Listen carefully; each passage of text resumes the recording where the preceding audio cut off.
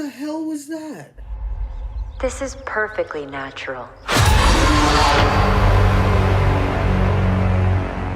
Barbarian was written and directed by Cregger. It stars Georgina Campbell as Tess, who is in Detroit for a job interview, rents an Airbnb, finds another guy, Keith, played by Bill Skarsgård, living there, and soon finds out that the Airbnb they're sharing is not at all what it seems. Now, that sounds like a really crappy way to describe a movie, but trust me, you can't talk much about Barbarian without giving away anything, because it's really, really hard to talk about this movie without spoiling it.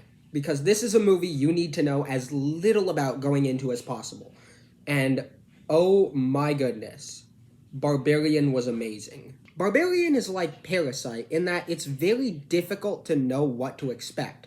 Like, Parasite started out as a comedy, and literally halfway through the script, at the exact halfway page of the script, it turned into a horror movie. And that's what made Parasite so good, and that's what made Barbarian so good. Barbarian is an almost impossible to predict movie. Like, throw any expectation you had about this movie out the window, because chances are you're probably wrong.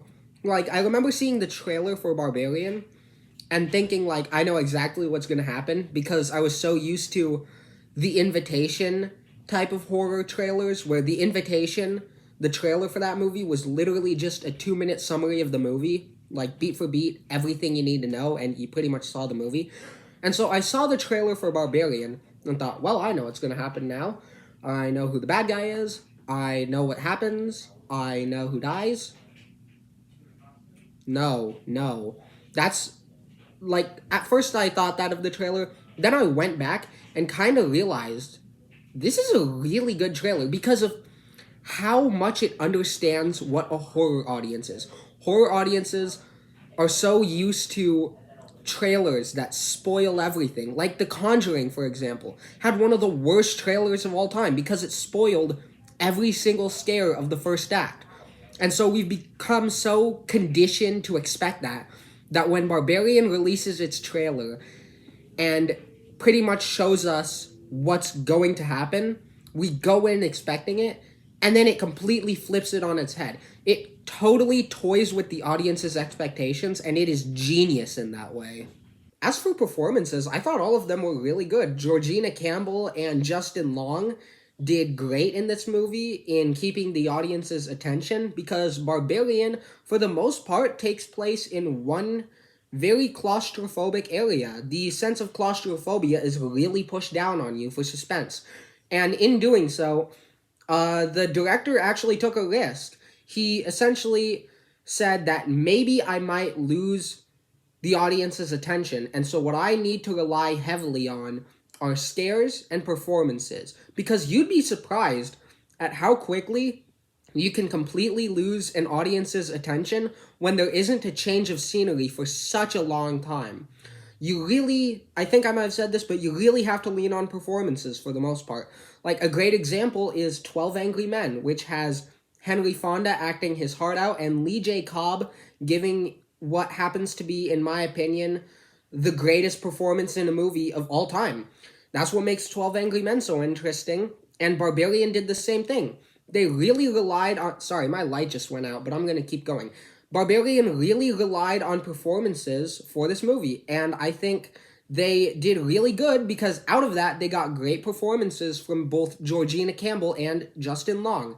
And also, there's Bill Skarsgård, who I think gave a great performance as well. I really thought Bill Skarsgård was great in this movie. I really liked him in 2017 and 2019 when he played Pennywise in both the It movies.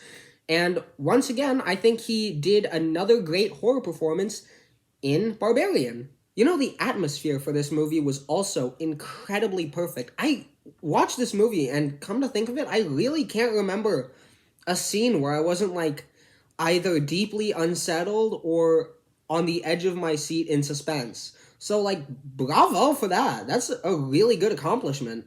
As for my only criticism, it's really more of a subjective thing, but me personally, I cannot find any time in the future where I'll ever rewatch Barbarian. Spoiler alert as to why. If you don't want it spoiled, please skip here because I really don't want you to watch this movie knowing anything about it. It's really good if this movie surprises you. So please skip to here once again. But now that the people who haven't seen the movie are gone, I probably will never be in the mood where I think, hey, you know what I should watch today? That movie where Justin Long gets breastfed by an inbred old woman with the strength of a gorilla. I don't think I'll ever, be in the mindset to want to watch Barbarian willingly again. Like, maybe if I'm showing it to someone else, but I don't find much rewatchability in this movie. Maybe that might change in the future, but in the meantime, I really just think this movie is too disturbing to willingly rewatch. Call me a prude, but that's just me. I'm gonna give Barbarian an A. I think if you're looking for something to watch this Halloween and haven't decided yet, you should definitely consider checking out Barbarian. It's a really great horror movie, and by far, I can confidently say this is the scariest movie I've ever seen in my life. It used to be The Conjuring. For a very long time, it was The Conjuring. Then for a bit, it was Diabolique. Now it is Barbarian. This movie is terrifying in a good way. It is by far one of my favorite horror movies to come out this year. It's one of the best horror movies to come out in recent years. I cannot recommend it strongly enough. I think you're really going to like it if you check it out this Halloween. Just make sure. Don't learn anything about it. Don't get it spoiled. As for recommendations, I already talked about two of them. There's Parasite, which, very similar to Barbarian, is very unexpected. It keeps you in a state of constant guessing and builds horror in that way, and it's all the better because of that.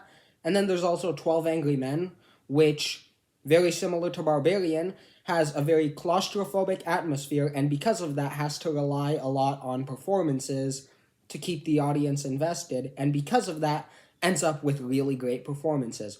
As for the third recommendation, though, if you want another really, claustrophobic horror movie, if you like claustrophobic horror movies, but let's face it, Barbarian is horrifying. If you're a bit too scared to watch Barbarian, you might like The Black Phone. The Black Phone is actually kind of fun in a nostalgic sort of way. It has a sort of nostalgic E.T. sort of vibe to it, because it takes place in the 70s, and it's actually a really great horror movie. It came out this year.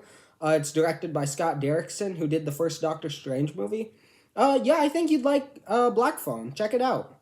Oh, and by the way, Black Phone, favorite horror movie of this year, by far, because it earns just a slight notch above Barbarian, just because I can actually find myself rewatching The Black Phone in the near future.